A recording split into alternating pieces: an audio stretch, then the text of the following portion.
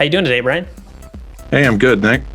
I was enjoying your janitorial background for our conversation today. Yeah, you like that? I've been sprucing up. Look at my hand, spears. I've been sprucing my home studio up a little bit since, it's hashtag March 5000 of 2020 or whatever we're on. Yeah. Right. Yes. Well, hey, we had a really interesting guest today with Adrian Bishop. He is a film director, a screenwriter, an animator. He's a principal behind his own entrepreneurial endeavor called Practice Studios, which is one of many businesses that he's owned and run over the years.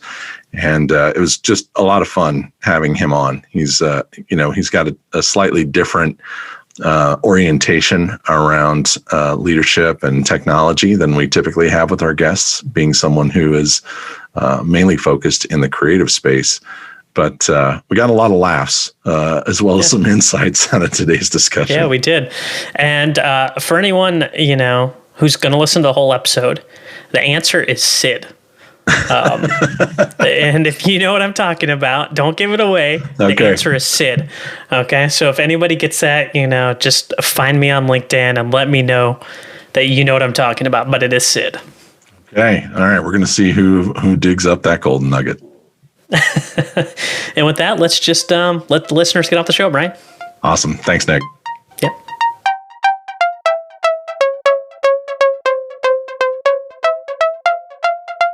Welcome to another edition of Lead.exe. I'm Brian Comerford in Denver, Colorado. And I'm Nick Lozano, Washington, D.C. And we're pleased to be joined today with our special guest, Adrian Bishop, who is one of the principals of Practice Studios and also on the board of directors for the Colorado Film and Video Association.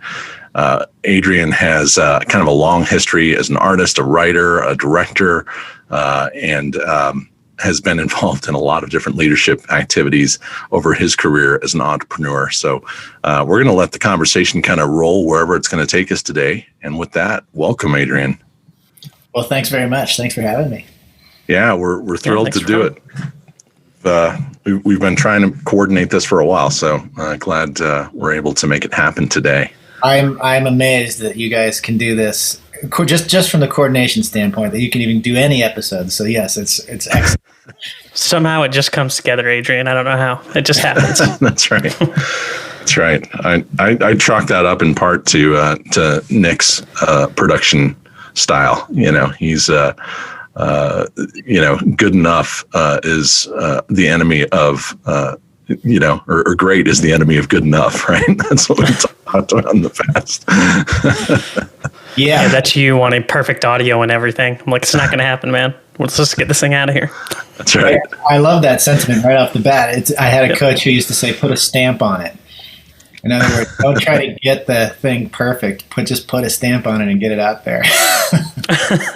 Yeah. Well, getting it done, there's something to be said, for your productivity when you're getting it done, even if it's not 100% finely polished. Right. That's great.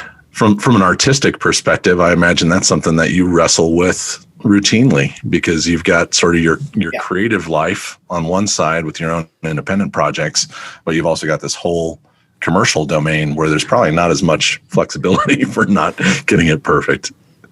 Well, yeah, that's a great point. I was just thinking that one of the kind of benefits of how we have our company structured is that it's a partnership with my business partner, Mike Slane.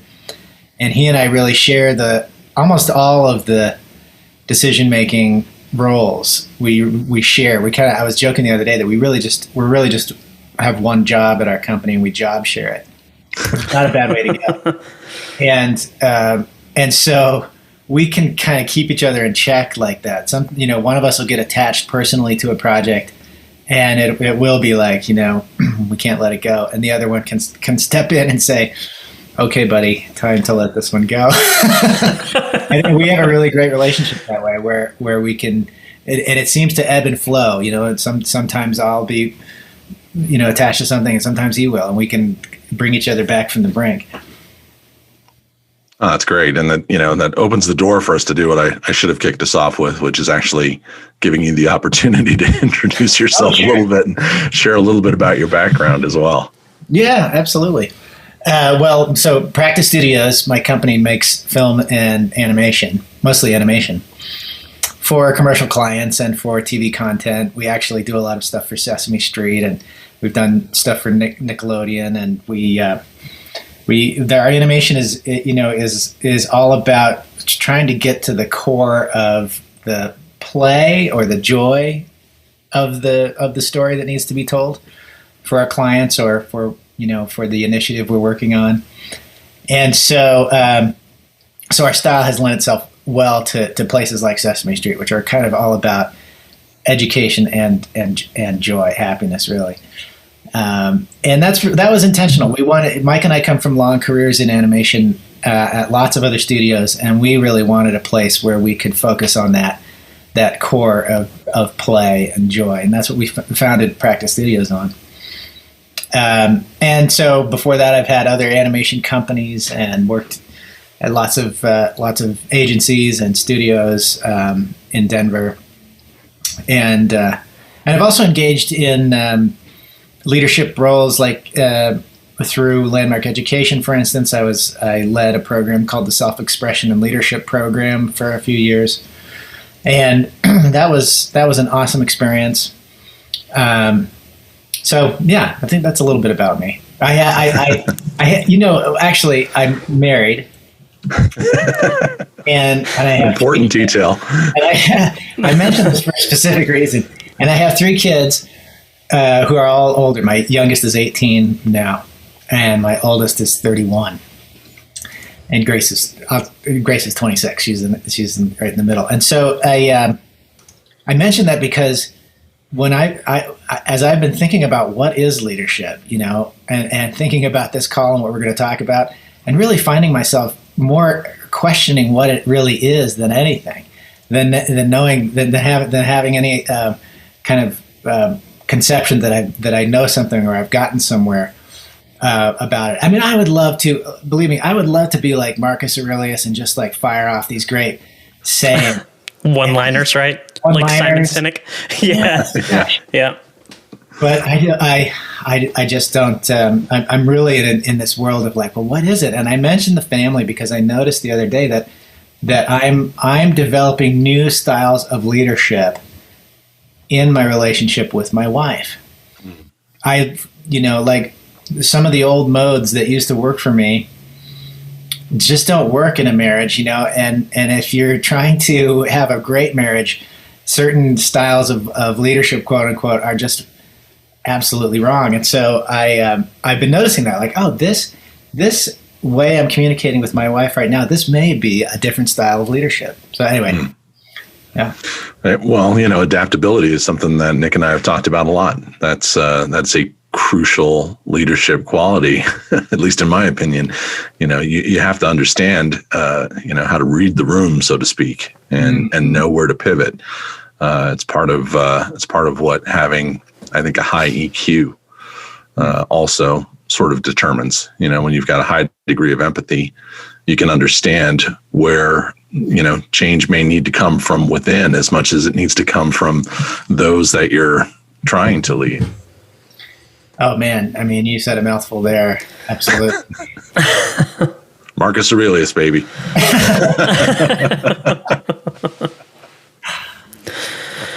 That's funny that you bring up the point of that, though, because I believe that Simon Sinek always says, the best books for people to read on leadership are actually parenting books, because it all starts with children or with your family, really. Oh, that's interesting. Yeah. Yeah, and I mean, some of the work that you do around Sesame Street. I mean, when I think back to some of my own leadership influences, right? Sesame Street's right there at the top. probably one of my earliest, childhood television memories, and one that was, hugely influential to me. I mean, as a person overall, I think about when Barack Obama was elected president, and there was a lot of discussion around the Sesame Street generation, right? Being this first colorblind, meaning racially color blind generation. I don't know that turned out to be entirely true, as we've seen more recently, but it could have contributed to the potential, that's for sure. Yeah, well, I mean, Sesame Street is a super great example of I think what leadership can provide in the world. When we started working with them, we went and had a meeting with them about this year. This was their 50th anniversary of being on the air, and they wanted to celebrate that with a video that talked about what they do in the world. And I thought, what do you mean? What do you do? You make this show called Sesame Street. Well, that's not all they do. They're an education nonprofit company, and they make 26 different versions of Sesame Street around the world in different languages. Jeez. And they have different characters for those different areas because they need different characters to speak to that culture. So in South Africa, for instance, there's a Muppet character who is HIV positive. And their mission in the world is that every child feels like they belong and they learn to read and write. It's super simple. That's their mission. Learn to read and write, and that every kid gets to belong. And I'm just like tears streaming down my face while I'm sitting at this desk hearing about what they do in the world. And like, it's such an honor to get to make content for a show that's part of that mission. But it really illustrated to me that you kind of can't get any higher than that. Than having a mission that makes people weep when you tell them about it. Yeah, that's great. And I saw some of that, with the various Muppet characters and all the different countries. It was a really inspiring thing to see. And hadn't really ever put a lot of thought into it.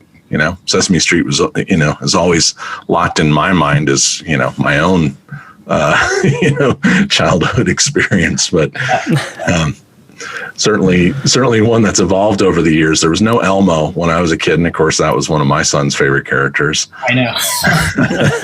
My kids liked Elmo too. I thought he was mine. I recently learned that Cookie Monster had a first name. I was like, I didn't even know he had a first name. I don't remember what it is right now, but for some reason I was playing a game and it's like, oh, what's Cookie Monster's first name? I was like, wait, he has a name? Other than Cookie Monster? First name, is it Cookie? Yeah, no, it's not. I'm going to have to Google it before we get off this call, but it's just, I don't know, that's buzzing around in my head right now. Goodness, that's funny.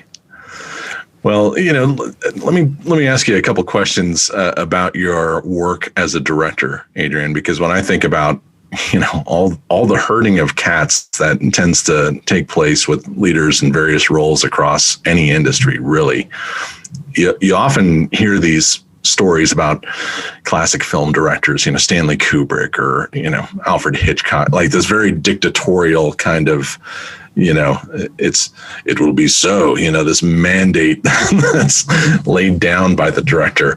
But I've had the privilege of seeing you at work as a director. And, part of what I really appreciate about that is what a highly collaborative process it is. But there also has to be that point where it's definitively your vision, right? And you do have to dictate certain parts of it.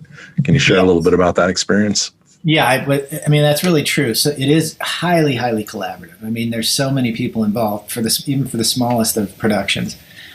And, but there has to be one person has to say cut, and one person has to give direction on what the next shot is going to be. And you can't, it's hard to do it any other way because you're fighting against time. You've got to produce enough footage to make the film you want to make in this amount of time, because that's how much time and money you have to do it. It's a very contained exercise, so it has to be efficient, and it has to be as good as you can make it. And so I mean, I was really stressed out being a director at first, and I kind of had an experience of stress overload. I don't know if that's a real thing or not. But it was like after not sleeping one night before a shoot, my brain just basically took on as much stress as it could handle, and it had to let it go. And I woke up the next morning with some real insights about how I could deal with that, how I could deal with the conundrum of being the director on a set. And it was funny. It just kind of came to me. I realized that I only had 2 or 3 jobs. And job 1 was to set the tone for the other collaborators, to set the tone on the set, to be the way that I wanted the way that I wanted us all to be able to work together, to actually be an example of that and set that tone. So I said to myself, well, I can do that, because I can be, I can be, the kind of, I wanted this particular movie to be very funny, and I wanted there to be a tone of having a good time while we're doing our best work. So I'll set that tone. And then my only other real job was to say action and cut, and tell them it was okay, that the shot was good enough to move on to the next shot. That was it. So I had to be the one to say, and I had to set the tone by which to say it. And once I kind of got that those were my only 2 jobs, it really became an amazing experience. I really could settle into it and really begin to empower and rely on all the other people who are there who are doing an amazing job at every part that they were doing, to do what they were, to do their job. So I hadn't really reflected on that until you asked that question, but that really was a sort of a peak experience for me in terms of finding a zone or finding a place to stand in leadership that didn't have me, freaked out. It was actually a place I could see myself, hanging out. It's great that you brought that up, because I feel like that's something people struggle with just in general when they're new leaders, right? You're so used to being the doer that you feel like you got to hop in and do everything, right? Instead of just trusting the people who are underneath you to do the work that they're hired for, right? So like, as you came to that stress, like, was it just that moment where you realized it's like, hey, I should just, let these people be the creatives and let them do what they're good at? Or was it a buildup kind of to that? I think the stress was kind of building up, but I did experience it, and I think maybe it was something to do with the fact that you've only got a certain number of days to get these shots. And it was like the compression of that kind of forced me to wake up to that. It was like, I'm either really going to break my brain trying to think about every detail that needs to happen tomorrow, or I let it all go and focus on this one thing. So yeah, that's how I experienced that. Yeah, and in the world of software design, there's something similar. I'm a certified Scrum Master, which means I'm kind of the director of a lot of those different parts that need to come together into one unified distribution channel, and it involves a lot of different creative personalities as well as some very engineering oriented ones. And this whole concept of agility, right? It's kind of what you're talking about. There's a couple of facets to it. The first being you've got a time box situation, and you've got a finite budget that goes along with whatever that sprint is, right? And there's some kind of very specific deliverable that has to come out that is a package ready or a delivery ready feature of some sort, right? And it's and it has to function. It can't just be vaporware.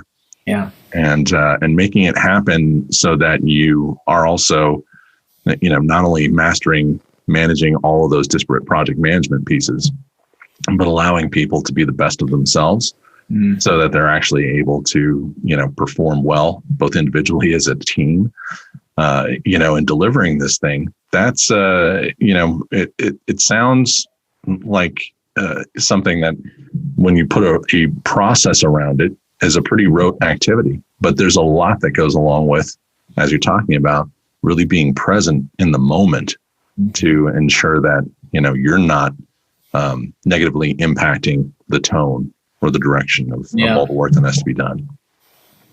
Yeah, for sure. Yeah, and there's something too, like, about the difference between managing something to fulfillment and leading. Like, there's, it's almost like what's beyond the fulfillment of that thing is kind of, in my mind, is kind of where the leadership is. It's sort of like one step out beyond the fulfillment of this particular task or mission. Where is that then going? And what's the broad impact of that, in the world? And these are the questions I'm asking myself. I don't have great answers about that. I'm really after, in a lot of ways, I keep looking for what is my kind of, what am I going to do on this planet while I'm here that's, either makes an impact or, it is most fulfilling, and how much of that, and I'm trying to weigh how much of that am I supposed to lean one way or the other? Am I here just to make a difference? Am I here to have a good time? Where do I sit on all of that?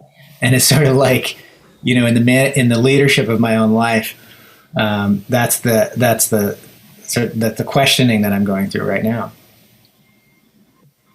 Well, again, that's self-awareness being a key factor in, what Nick and I have often talked about as, genuine leadership characteristics. And spending that time to reflect also tends to be something that I think our society tends not to protect or cherish in the way that it needs to necessarily.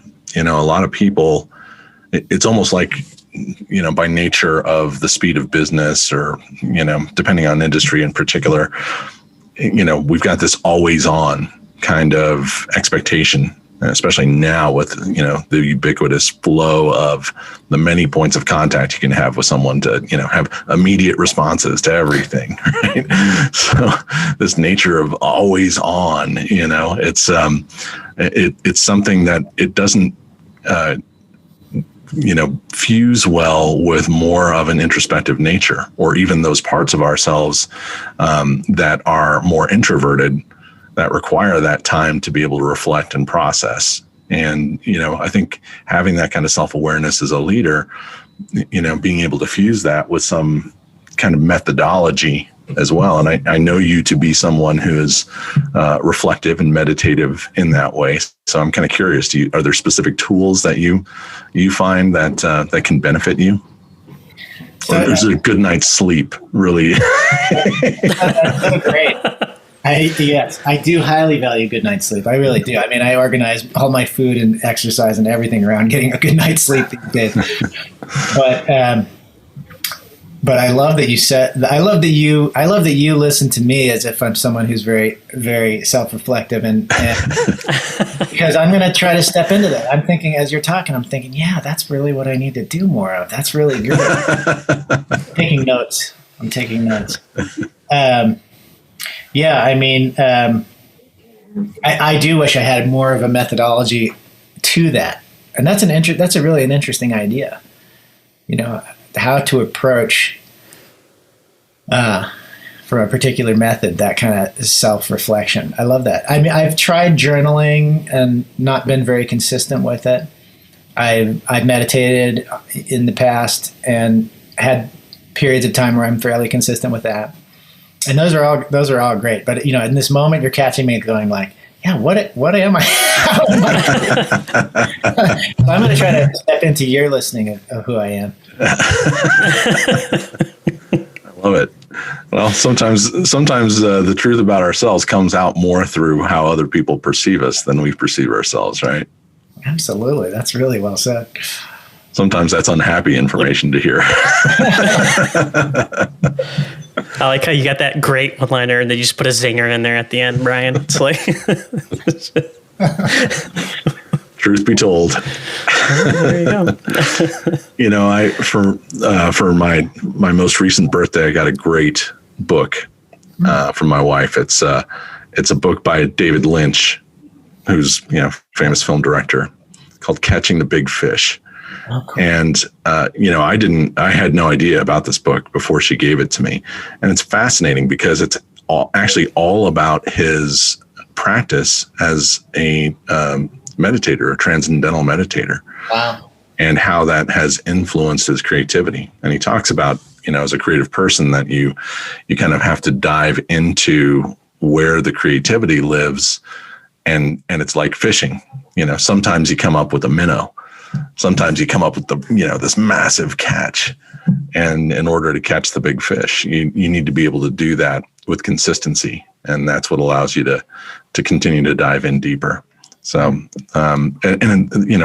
true to form with David Lynch, it's almost every chapter in this book is like a single page. Oh, wow. So that was kind of my wife's motivation for it. She said, this is about as much time as you've got to read a book. Here you go. It's really great. Yeah. 1 page at a time, huh? That's right. 1 page a day. Read the whole chapter. Oh, that's fantastic. Yeah, there is a book actually that I was thinking of saving this to your question about the artifact, but there is a book that I read recently which touched on similar themes, I think, and it's also a very short book, and it's by John Cleese, and it's called it's about how to be creative, or how to remember a book title. I don't remember a book title. By John Cleese. Nick's got a John Cleese association also. That's a pretty cool one. Creativity, a short and cheerful guide. Oh, nice. Oh, lovely. That's it. And he really does talk about how the creativity exists in those interstitials, in that area of not trying, or not reaching, but allowing something to arise. He tells a funny anecdote in there, I think, about Jack Warner used to get angry when he'd walk past the writer's hut on the studio lot if he didn't hear typewriter keys being hammered constantly. And because what he didn't understand was that that's not how writing works. Mm-hmm. Writing is mostly the thinking and the percolating, and, like you said, the deep diving. And then there's a flurry of fingers hitting keys. So they set up a little system where when they had a lookout, and when they'd see him coming, they'd all sit down and just hammering nonsense on the until he walked by. That's pretty classic. I'll have to add that one to my list. It sounds kind of similar to. Have you read Creativity Inc. by Ed Catmull, one of the Pixar co-founders? No. And he just goes through like their creative process that they did when they were creating movies, and it kind of reminded me of that. They needed time to allow people to be creative, and one of the things they would do is they'd get together and they'd workshop things and storyboard, and they'd let anybody from the organization come in and look at these storyboards, and they're like, hey, does it make sense that character A would do this to character Y, or whatever? Does this seem like this character? So it was like that feedback loop, which you bringing up that book just totally reminded me of that. Mm-hmm. That's cool. Yeah, let's talk a little bit about your technical process, because obviously that's one that it comes with some of its own challenges and constraints as well, right? I mean, you talked about the nature of a lot of this work that you do being bound by time, and having a sort of rhythm to how you have to now that the shoot's been done, you've actually got to do some production work, right? To complete a thing. And you've got to be dependent on technology in the process of doing that as well.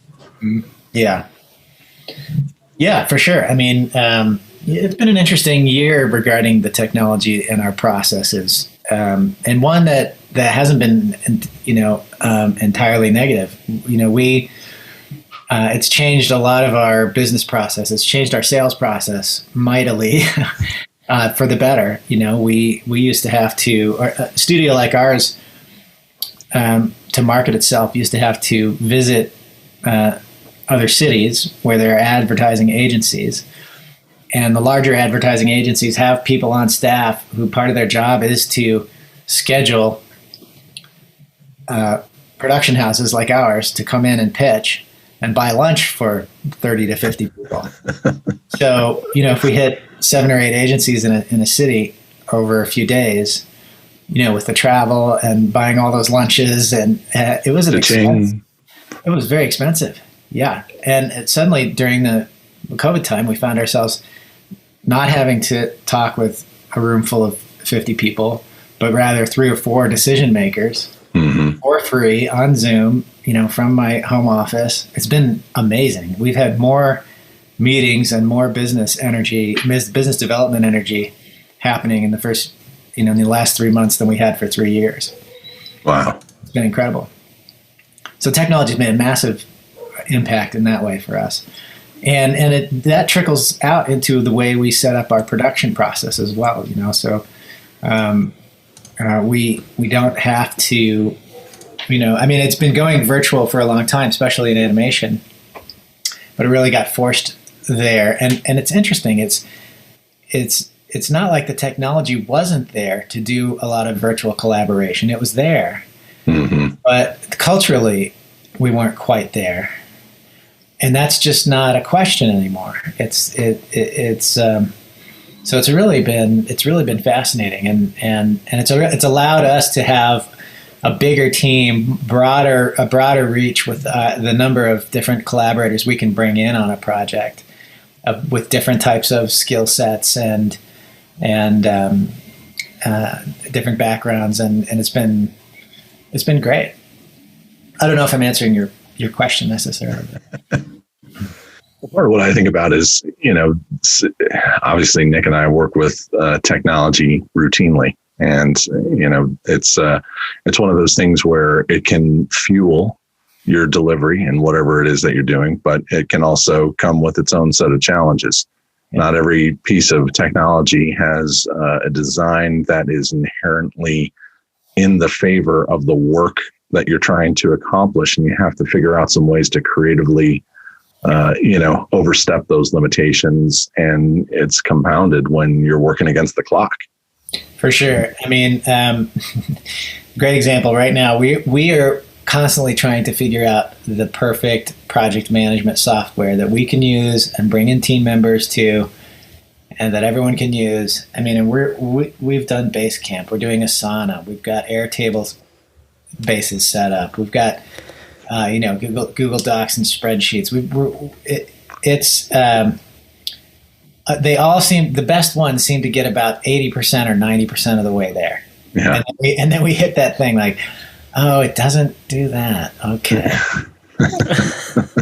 It's amazing. I don't know if you find that too, but the tools, there doesn't just seem to be the perfect tool for what we need exactly. And we're looking for that. That's, I guess if we could design our own, maybe that's something we should do. Yes. It always brings up the build or buy question. Yeah. Sorry, Nick. No, I was saying, as a tech guy, then you start adding in Jira and stuff like that too, and running automated workflows and all kinds of crazy stuff. But like you said, there's tools out there for everything, and not all of them are going to get you all the way there for, your project needs or your culture. Well, we just I think we just need to realize that. We just keep getting excited, It's like, oh, it's Slack. Slack is going to be great. I was like, no, it's not Slack. Ironically, a project management tool that I've used for a long time that I found fit the agility for my own needs is called Product Plan. And it's not really designed as a project management tool, although you can hook in, various resources. But for all of the things that I needed in terms of kind of strategically road mapping all these different projects and how they might sometimes overlap or have interdependencies, and where one gets in the way of the other, and you actually have to, quickly be able to move out another 30 or 90 days or whatever it is, to make adjustments. That's one that I found really helpful, and it does have, ports into a variety of other tool sets as well. That's great. I'll have to check that one out. That's my free offer to you. Just for joining us today. I'm getting tons out of being a guest here. We'll have you on more often. There you go. We're here to help you grow, management software. Right. Can we get sponsored by Product Roadmap now, Brian? No, that's the question. Right. I'm sure it's possible. Right? There's a reason that Reese's Pieces ended up in ET. That's creative solutions to problems, right? People don't watch commercials anymore, so we're just going to make the commercial inside the actual entertainment. There you go. Yeah, that's right. Quality product placement. So, Adrian, I know that you're also a writer, and that a lot of your creativity, you've got all these different areas, that you can work in. But to me, writing is one of those things it's really foundational to a lot of the process that you go through, as I understand it, because ultimately it's about storytelling, right? Whether it's in a 30-second time frame or 30 minutes or 3 hours, right? You've got to understand how to effectively tell a story. Can you share a little bit about your own storytelling process with us? Yeah, sure. That's great. I mean, the way we work at Practice is sometimes we're writing the scripts and sometimes we're receiving scripts from clients. But in either case, there's a point where it really helps to write out, even before we start storyboarding or doing drawings of things, to write out what the action is and how the scenes connect with each other and take us through the story. So we definitely do that a lot at the shop. And, for me, that it's a process of, I don't know. I don't have words for it, really. I haven't been asked to kind of describe it. But if I just am forced to say it now, it's like, it's imagining. It's just imagining. And then there's some kind of place that I like to look to when I'm imagining, but it's like I'm trying to place myself into that story, or at least into a future where the story is done and I can watch it, or I can interact with it or engage with it, and then from that imagining place, really just try to describe as best as possible, as clearly as possible, and sometimes as artistically as possible, what is seen there. And that's really as far as I've gotten with how I approach writing. It's and maybe that's enough. Imagining. Somebody's got great quotes about the imagination, I'm sure. Or at least there are dozens of quotes attributed to Einstein about imagination, but that's kind of it for me. One of the exercises that I've helped with my son, he's kind of been challenged in his studying literature, in part, I think, because for his generation, for one thing, there's never been a computer that you can't, touch and control the screen, as far as he's concerned. And so, the speed at which all of these things come that, we've referenced already, it makes it challenging, I think, for, this young generation of kids to be able to apprehend, some of these ideas and be able to, really reference exactly, what are these core ideas there? It's one area that I've seen him, challenged with. And so part of what I did was I took him on this exploration of imdb.com, and we took a look at different movies where he knew the story, right? And so our exercise would be, okay, first I want you to, let's pick 5 movies. And of those 5 movies, what I want you to do is I want you to sit down and just write out, a paragraph. Explain to me, what the story is. Who are the main characters? What's the purpose of the story? Where are the conflicts? How's it resolved? And, so we would do that. And then I would say, okay, now take that exact same paragraph and make it 3 sentences. And then he would have to go through that refinement, right? Which makes you, sort of forces you to have to crystallize, how you're getting closer and closer to those ideas.